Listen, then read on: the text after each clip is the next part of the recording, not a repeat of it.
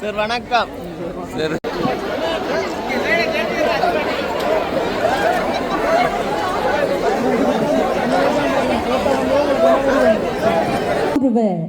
ஜனாதிபதி அதிமீதகு ஜனாதிபதி அனுரகுமார திசாநாயக்க அவர்களுடைய வருகை எம்மை பெரிதும் மகிழ்ச்சிப்படுத்துகின்றது.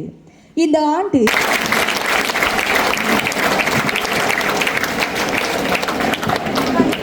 வணக்கம்.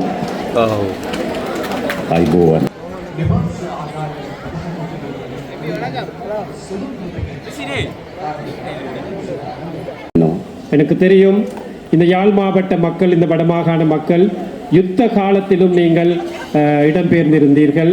யுத்தத்திற்கு பிறகும் இடம்பெயர்ந்து முகாம்களிலே வாழ்ந்து கொண்டு வந்தீர்கள். தீர்க்க 17 ஆண்டுகளாக யுத்தத்தால் பாதிக்கப்பட்ட மக்கள் அடிப்படை உரிமையான வீட்டு திட்டத்தை பயனாளிகளாக இங்கே வருகை தந்திருக்கும் பயனாளிகளையும் வரவேற்றுக் கொண்டு அதே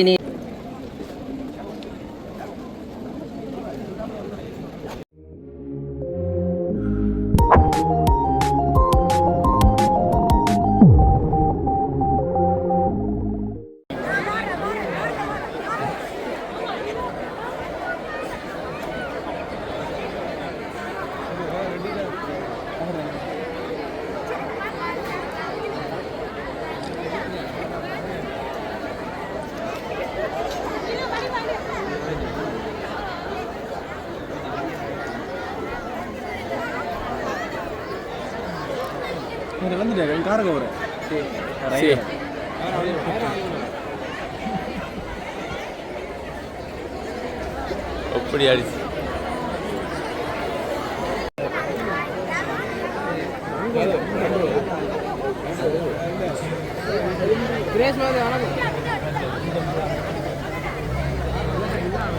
ஜனாதிபதி அவர்கள் பாருங்க.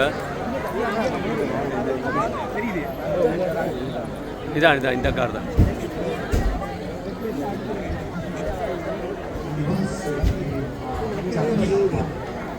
என்ன நிக்க போறேன் அவர் அங்க போய் கார் கண்ணாடியே தருவாங்க.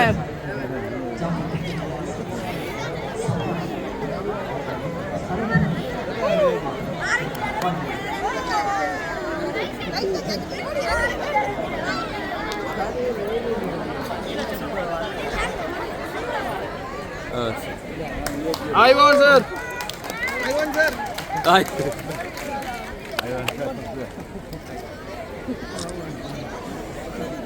சார் வணக்கம் சார்.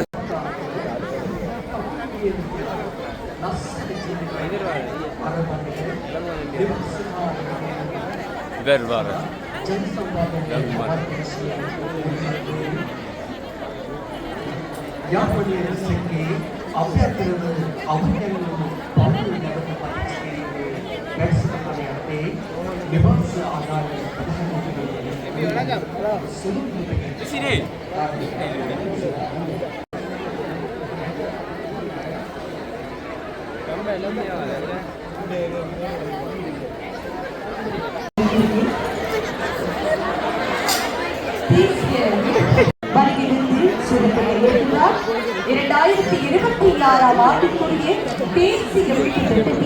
தமக்கு அழகான வாய்ப்பையும்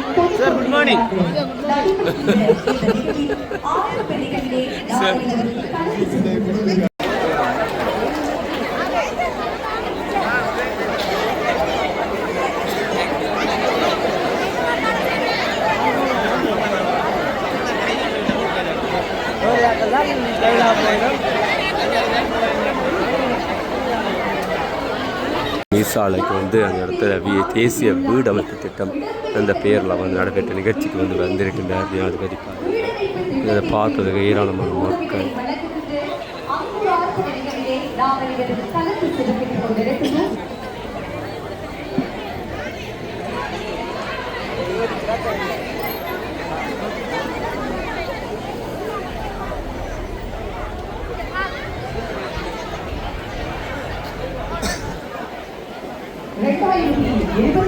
ஆண்டுக்குரிய தேசிய வீட்டு திட்டம்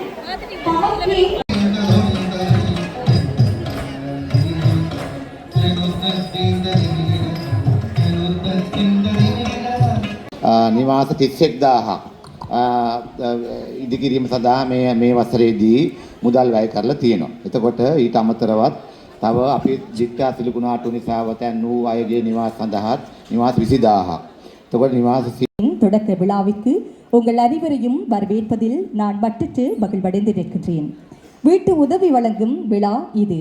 இந்நிகழ்வில் கௌரவ ஜனாதிபதி அதிமீதகு ஜனாதிபதி அனுரகுமார திசாநாயக்க அவர்களுடைய வருகை எம்மை பெரிதும் மகிழ்ச்சிப்படுத்துகின்றது. இந்த ஆண்டு வடக்கு மற்றும் கிழக்கு மாகாணங்களில் இடம்பெயர்ந்தவர்களுக்கான நிரந்தர வீட்டு கட்டுமான திட்டத்திற்காக 2026 வரவு செலவு திட்டத்தின் மூலம் 2500 வீடுகளை நிர்மாணிக்க கௌரவ ஜனாதிபதி அறிவுறுத்தியுள்ளார். அதன்படி இந்த நிகழ்விற்கு வருகை தந்துள்ள இலங்கை ஜனநாயக சோசலிச குடியரசின் அதிமீதகு ஜனாதிபதி அனுரகுமார திசாநாயக்க அவர்களை பணிவன்பாக வருகவென்று வரவேற்றுக் கொள்கின்றேன். வீடமைப்பு கட்டமைப்பு மற்றும் நீர்வளங்கின் அமைச்சர் கௌரவ அமைச்சர் டாக்டர் HM சுசில் ரணசிங்க அவர்களையும் இந்நிகழ்விற்கு வருகவென்று வரவேற்பதில் நான் பெருமிதம் அடைகின்றேன்.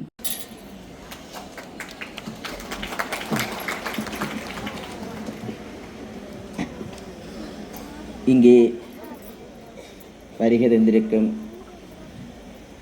எமது ஜனாதிபதி கௌரவ ஜனாதிபதி அவர்களையும் வரவேற்றுக் கொண்டு அதே நேரம் இந்த இடத்திற்கு வருகை தந்திருக்கும் பாதுகாப்பு அமைச்சரவர்களையும் அதே நேரம் வீடமைப்பு நீர்வளங்கள் அமைச்சர் அவர்களையும் வரவேற்றுக் கொண்டு அதே நேரம் எமது வடமாகாண சபை ஆளுநர் அவர்களையும் வரவேற்றுக் கொண்டு இங்கே வருகை தந்திருக்கும் கடத்தொழில் அமைச்சர் நீதியவள அமைச்சர் அவர்களையும் வரவேற்றுக் கொண்டு சக பாராளுமன்ற உறுப்பினர்கள் அரசு அதிகாரிகள் அதே நேரம் 17 ஆண்டுகளாக யுத்தத்தால் பாதிக்கப்பட்ட மக்கள் அடிப்படை உரிமையான வீட்டு திட்டத்தை பயனாளிகளாக இங்கே வருகை தந்திருக்கும் பயனாளிகளையும் வரவேற்றுக் கொண்டு அதே நேரம் வடமாகாண யாழ் மாவட்ட மக்கள் அனைவரும் எமது நாட்டின் ஜனாதிபதியின் உரையை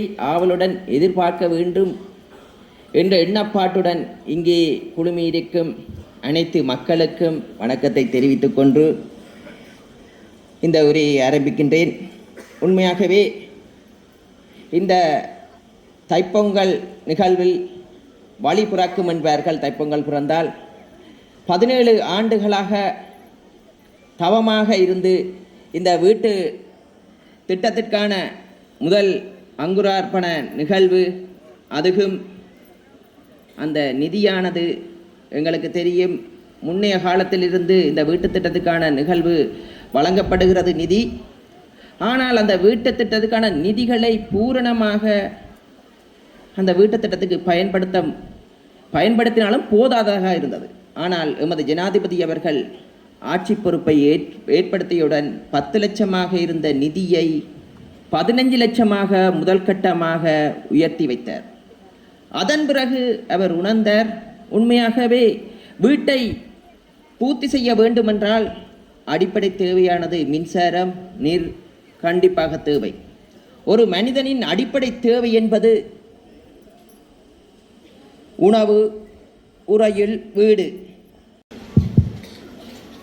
අපේ ගරු ජනාධිපතිතුමනි, ඒ වගේම දීවර අමාත්‍ය රාමලිංගම් චන්ද්‍රසේකර එමතුමා, ආනන්ද විජේපාල එමතුමා, අපේ උතුරු පළාත් ආණ්ඩුකාරතුමා ඇතුළු පාර්ලිමේන්තු මන්ත්‍රීවරුන්, ඒ වගේම ප්‍රාදේශ සභාපතිවරුන්ගේ අවසරයි.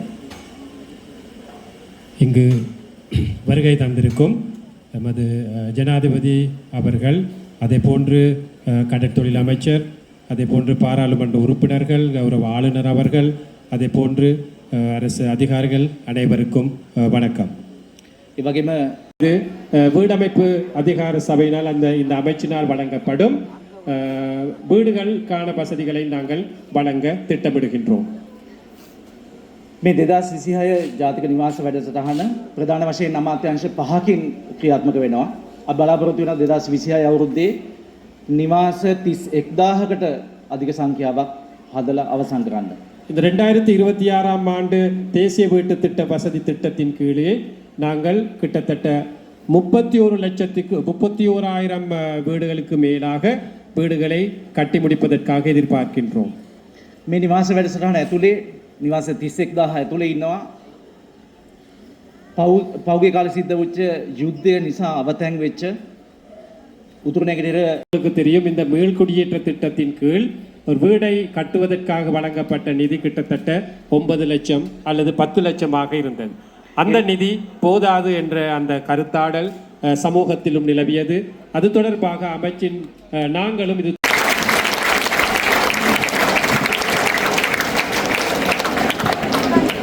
வணக்கம்.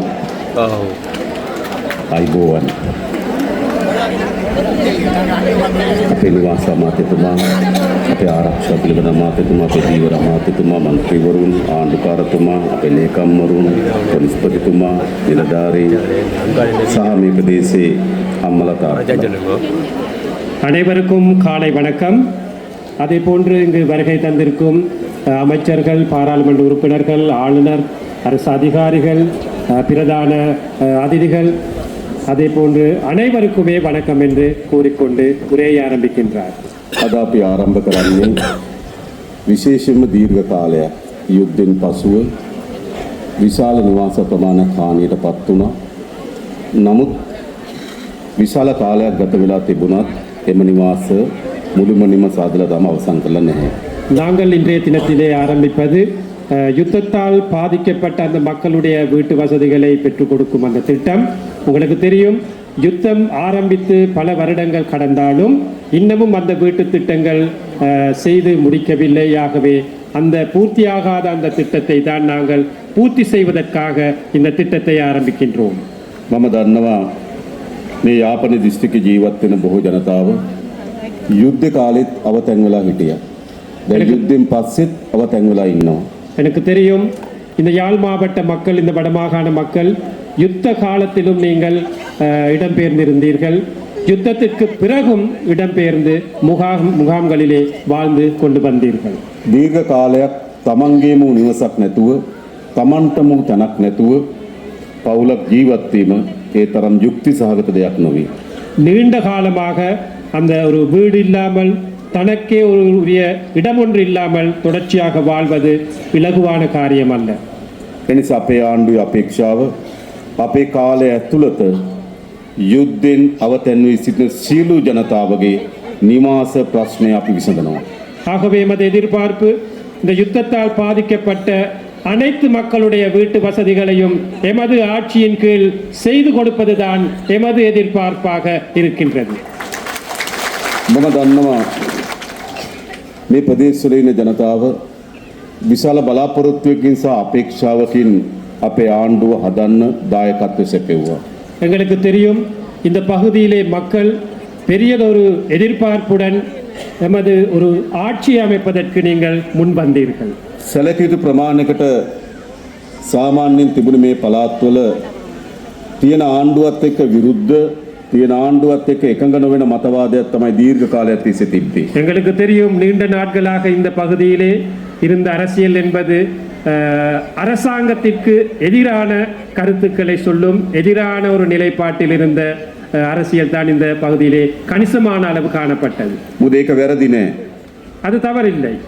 ආණ්ඩුව ජාතිවාදය පෝෂණය කරනවා නම්, அரசாங்கம் இனவாதத்தை போஷிப்பதானால், ආණ්ඩුව ජනතාවගේ දේපොළ හොරකම් කරනවා නම්, அரசாங்கம் மக்களுடைய சொத்துக்களை களவெடுப்பதானால், ආණ්ඩුව පොදු ජනතාව ගැන කල්පනා කරන්නේ නැත්නම්, அரசாங்கம் பொதுமக்களை பற்றி சிந்திக்காமல் இருப்பதானால், ආණ්ඩුව ඒ අය ගැන විතරක් නම් කල්පනා කරන්නේ, அரசாங்கம் தம்மை பற்றி மட்டுமே சிந்திப்பதானால், ජනතාව සහ ආණ්ඩුව ඈත්වීම වළක්වන්න බැහැ. அரசாங்கமும் பொதுமக்களும் விலகுவதை நாங்கள் எங்களுக்கு தடுக்க இயலாது. ඇයි ඒවා ජනතාවට විරුද්ධ ආණ්ඩු? ஏனென்றால் அவை அனைத்துமே அரசாங்கத்துக்கு எதிரான அரசாங்கங்களாகத்தான் காணப்பட்டன. ගැටුම් හදන ආණ්ඩු. முரண்பாடுகளை ஏற்படுத்தும் அரசாங்கங்கள், තමන් සහ තමන්ගේ පවුල වෙනුවෙන් විතරක් හදාගන්න ආණ්ඩු. தங்களையும் தமது குடும்பத்தை பற்றியும் சிந்திக்கும் அரசாங்கங்கள். හැබැයි ලංකාවේ පළමු වතාවට ආණ්ඩුවක් ඇදලා තිබෙනවා මේ රටේ පොදු ජනතාවගේ ආණ්ඩුව. ஆகவே இலங்கை வரலாற்றிலே முதற் தடவையாக ஒரு அரசாங்கம் அமைக்கப்பட்டிருக்கின்றது. பொதுமக்களுடைய ஒரு அரசாங்கம் அமைத்திருக்கின்றது. මා දන්නවා මැතිවරණයන්හිදී ජනතාව තුළ විශේෂම උතුරේ ජනතාව තුළ අපි පිළිබඳ යම් කුකුසක් දෙගිඩියාවක් සැකයක් තියෙන්නේ නැති. விசேடமாக கடந்த காலங்களிலே அரசியல் எடுத்துக்கொண்டால் இங்கு வாழும் மக்கள் மத்தியிலே எமது கட்சி தொடர்பான ஏதாவது சந்தேகங்கள் காணப்பட்டிருக்கின்றன. අපි බලයට ගේන ඡන්දෙ දුන්නත් යම් සැකයෙන් යුතුව ඡන්දෙ දෙන්නේ නැති. எம்மை ஆட்சிக்கு அமர்த்துவதற்கு வாக்களித்தாலும் ஒரு சந்தேகத்தில் வாக்களித்திருப்பீர்கள். දැන් අපේ ආණ්ඩුව අදලා අවුරුද්දකට ටිකක් වැඩි කාලයක් ගත වෙලා තියෙනවා. இன்று அரசாங்கத்தை அமைத்து ஒரு வருடத்திற்கு சற்று அதிகமாக இருக்கின்றது. තවත් සැකයක් තියෙනවද? இன்னும் அந்த சந்தேகம் இருக்கா? අද පළමු වතාවට යාපනයේ ඔබ විශ්වාස කරන ආණ්ඩුවක් රටේ හැදිලා තියෙනවා. இன்று முதற் தடவையாக அந்த அரசாங்கங்களை நம்பும் வடமாகாண மக்களின் அந்த நம்பிக்கையுடனான ஒரு அரசாங்கம் அமைக்கப்பட்டிருக்கின்றது. විශ්වාස කරනව නේද? நம்புகிறீர்கள் தானே? විශ්වාස කරනවනේ. நம்புகிறீர்களா? ඔව් අපි එකක් ඔබට කියන්නම්. ஒன்றை நான் கூற விரும்புகிறேன். පළමු කොටම අපි පහළ අමාරුවෙන් ජීවත් වෙන ජනතාවගේ ජීවිතය අපි සුවපත් කරන්න ඕන. முதலாவதாக நாங்கள் ஆக கீழ் மட்டத்தில் இருக்கும் வறுமைக்குட்பட்ட மக்களுடைய அந்த வாழ்க்கையை மேம்படுத்த ඒ வேண்டும். නිසා ආණ්ඩුවක් ලෙස කළ හැකි හැමදේම අපි කරනවා. ஆகவே அரசாங்கம் என்ற அடிப்படையிலே செய்யக்கூடிய அனைத்தையுமே அவர்களுக்காக செய்வோம். ගෙයක් නැති කෙනෙකුට ගෙයක් ලබා දීමට අපි කටයුතු කරන්න. ஒரு வீடு இல்லாதவருக்கு ஒரு வீட்டை வழங்குவோம். දරුවන්ට හොඳ අධ්‍යාපනයක් දෙන්න ඕන. ඒ සඳහා වැඩිම මුදල් ප්‍රමාණයක් මේ සැරේ අපි අයවැය ඉලක්කයෙන් වෙන් කරලා තිබෙනවා. பிள்ளைகளுக்கு சிறப்பான கல்வி உரிமையை கொடுக்க வேண்டும். ஆகவே ஒரு வரவு செலவு திட்டத்திலே ஒதுக்கக்கூடிய அதிகூடிய நிதியை கல்விக்காக நாங்கள் இந்த முறை ஒதுக்கி இருக்கின்றோம். හොඳ ආදාය මාර්ගයක් හදන්න ඕන. சிறந்த ஒரு வருமான வழியை நாங்கள் ஏற்படுத்தணும். විශේෂයෙන් ගත්තොත් කෘෂි කර්මාන්තය, விசேடமாக விவசாயத்துறை, පොල් කර්මාන්තය, தென்னை பயிர்ச்செய்கை, දීවර කර්මාන්තය, கடற்தொழில் துறை, සහ කුඩා කුඩා සුළු කර්මාන්ත சிறு சிறு கைத்தொழில்களை මේ ප්‍රදේශවල ජනතාවගේ ප්‍රධාන ජීවනෝපාය බවට පත් වෙලා තිබෙනවා. இந்த பகுதியிலே வாழும் மக்களுடைய வாழ்வாதாரங்களாக இருக்கின்றன. අපේ ආණ්ඩුවේ අපේක්ෂාව හැම කර්මාන්තයකටම සහාය දීලා நமது அரசாங்கத்தின் எதிர்பார்ப்பு அந்த அனைத்து துறைகளுக்கும் உதவிகள் ජනතාවගේ வழங்கி ජීවිතේ මේට වඩා උසස් කරන්න. உங்களுடைய வாழ்க்கை இதை விட ஒரு மேல் மட்டத்துக்கு எடுப்பதாகும். ඒ වෙනුවෙන් වැඩ කරන ආණ්ඩුවක්. அவற்றுக்காக வேலை செய்யும் அரசாங்கம். ඒ විතරක් නෙවෙයි අපිට අවශ්‍යයි. அது மட்டுமல்ல, எங்களுக்கு தேவை දීර්ඝ කාලයක්. நீண்ட நாட்களாக මගේ ජීවිතේ වැඩි කාලයක් ගත්තොත් எனது வாழ்க்கையின் கணிசமான ஒரு பங்கை எடுத்தால் යුද්ධයක් යටතේ අපි ජීවත් වුණා. ஒரு யுத்தத்தில் கீழ்தான் நாங்கள் வாழ்ந்தோம். ගැටුම් නැතුව ජීවත් වුණා. முரண்பாடுகளுடன் வாழ்ந்தோம். සැකයෙන් ජීවත් වුණා. சந்தேகத்தினுடன் வாழ்ந்தோம். වෛර කරමින් ජීවත් වුණා. வைராக்கியத்துடன் வாழ்ந்தோம். එහෙම තිබුණානේ. அப்படி இருந்ததுதானே දෙමළ ජනතාව කෙරෙහි தமிழ் மக்கள் மீது සිංහල ජාතිවාදී කණ්ඩායම් සැකයෙන් බලනවා. சிங்கள இனவாதிகள் சந்தேகத்துடன் பார்த்தார். සිංහල ජනතාව කෙරෙහි சிங்கள மக்களை දෙමළ ජාතිවාදී කණ්ඩායම් සැකයෙන් බලනවා. தமிழ் இனவாதிகள் சந்தேகத்துடன் பார்த்தார். දීර්ඝ කාලයක් ගැටුමක් තිබුණා. நீண்ட நாட்களான முரண்பாடு ඒ இருந்தது. ගැටුමෙන් අපි කාටවත් ප්‍රතිඵල ලැබුණේ නැහැ. அந்த முரண்பாட்டில் நாங்கள் யாருக்குமே நல்லது கிடைக்கவில்லை. මොනවද ඒ ගැටුමෙන් අපිට ඉතුරුනේ? அந்த முருகல் நிலையிலே, அந்த யுத்தத்திலே எங்களுக்கு என்ன மிஞ்சியது? නිවාස හිමුණු පවුල්, வீடுகள் இல்லாத குடும்பங்கள், අම්මා තාත්තා හිමුණු දරුවන්, பெற்றோர்கள் இழந்த பிள்ளைகள், ආර්ථිකයෙන් මුළුමනින්ම කඩා වැටිලා, பொருளாதாரம் முற்றாகவே சரிவடைந்து, ඥාතීන් මිතුරන් අහිමි වෙලා, உற்றார் உறவினர்களை இழந்த, උතුරේ දකුණේ දෙකේම வடக்கிலும் தெற்கிலும் இரண்டு මේ பகுதிகளிலும் ව්‍යසනයේ ගොදුරු බවට පත් වුණා. இந்த யுத்தத்தில் அல்லது இந்த பாதிப்பிலே பாதிக்கப்பட்ட மக்கள் தான் மிஞ்சினார்கள். ඒ මුළු විනාශයේ පිටිපස්සෙම තිබුණේ அந்த அழிவுகளின் பின்னால் இருந்தது දේශපාලනය. அரசியல் தான் இருந்தது. බලය ලබා ගැනීම. அதிகாரத்தை பெற்றுக்கொள்ளும் தேவை. බලය ලබා ගැනීම වෙනුවෙන් සිංහල ජනතාව උසිගන්නනවා. அதிகாரத்தை பெற்றுக்கொள்வதற்காக சிங்கள மக்களை உசுப்பேத்தினார்கள். බලය ලබා ගැනීම වෙනුවෙන් දෙමළ ජනතාව උසිගන්නනවා.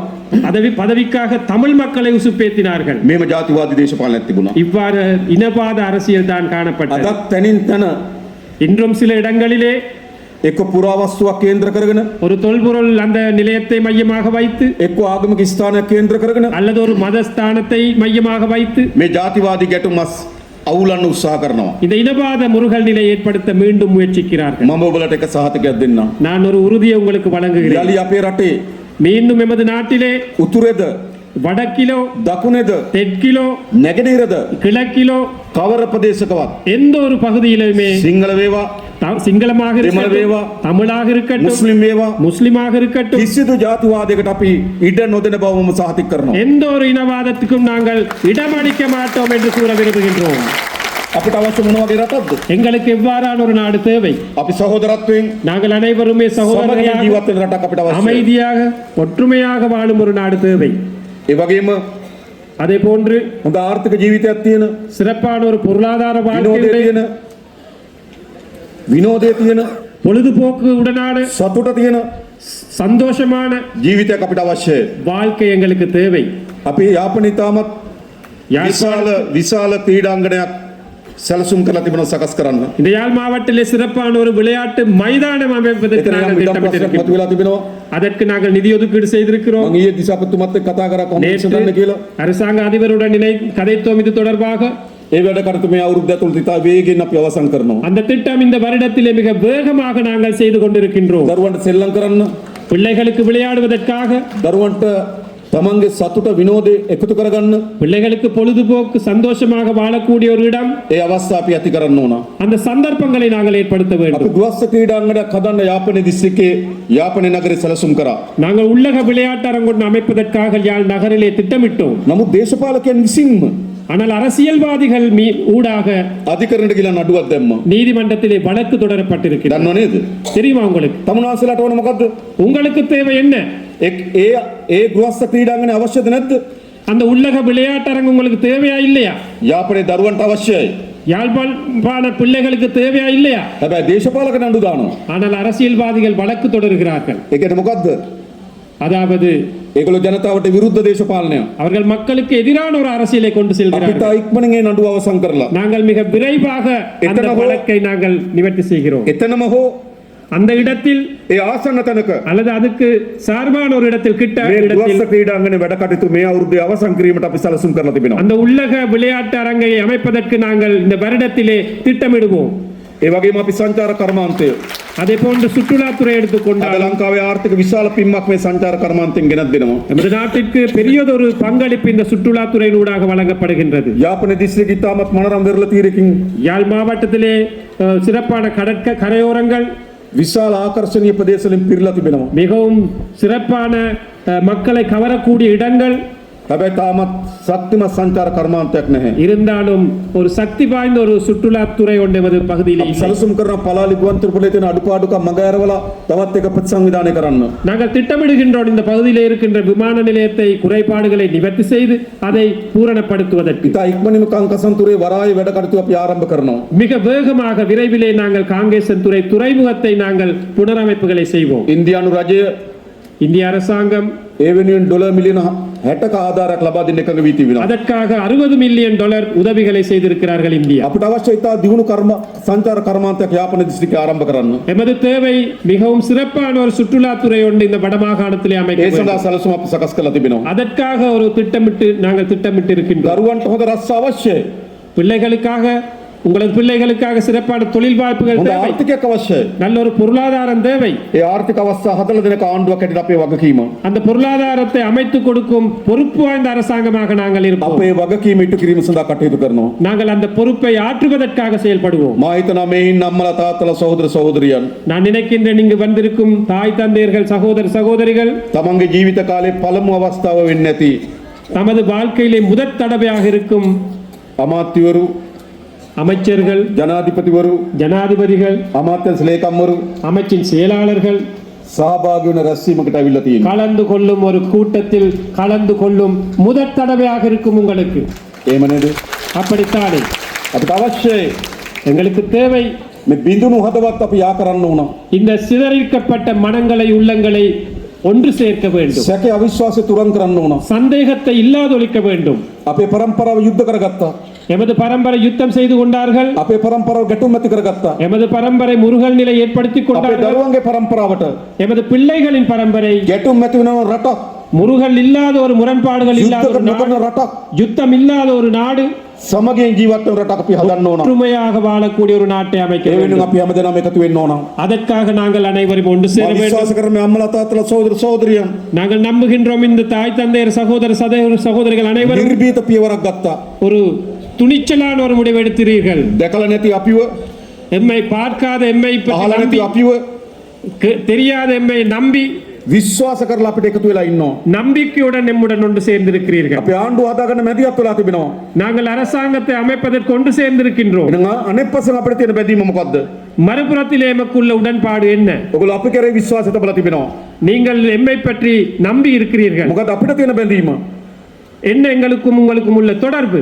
ඔබ අප කරේ තබන විශ්වාසය நீங்கள் எம் மீது வைத்திருக்கும் இந்த நம்பிக்கை කිසිසේත්ම පළුදු වෙන්නේ නැතුව ஒருபோதும் பழுதடையாமல் சிதறடிக்காமல் තව තවත් විශ්වාසය இன்னும் நம்பக்கூடிய வகையிலே அன்பு ලෙන්ගතුකම ஆதரவு වර්ධන වෙන ආණ්ඩුවක් வலுவூட்டும் அரசாங்கமாக වර්ධන වෙන නායකයින් மேம்படுத்துவதற்கான தலைவர்களாக තමුන්නාන්සලා අපි අත්තරලා යන්නේ නැහැ වගේම நீங்கள் எம்மை விட்டு விலக மாட்டீர்கள் என்ற அதே நேரம் අපි තමුන්නාන්සලා අත්තරලා යන්නේ නැහැ. நாங்கள் ஒருபோதும் உங்களையும் கைவிட மாட்டோம் என்று கூற விரும்புகின்றோம். අපි එකතු වෙලා මේ රට හදමු. நாங்கள் அனைவருமே ஒன்று சேர்ந்து இந்த நாட்டை கட்டியெழுப்புவோம்.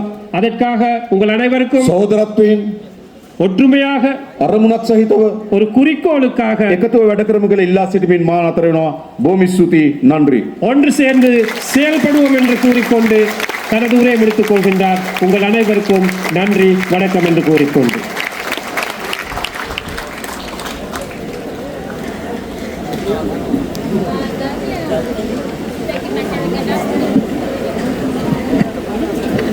தற்பொழுது பொதுமக்களுக்கு யாழ்ப்பாண மாவட்டத்தில் உள்நாட்டில் இடம்பெயர்ந்த குடும்பங்களுக்கு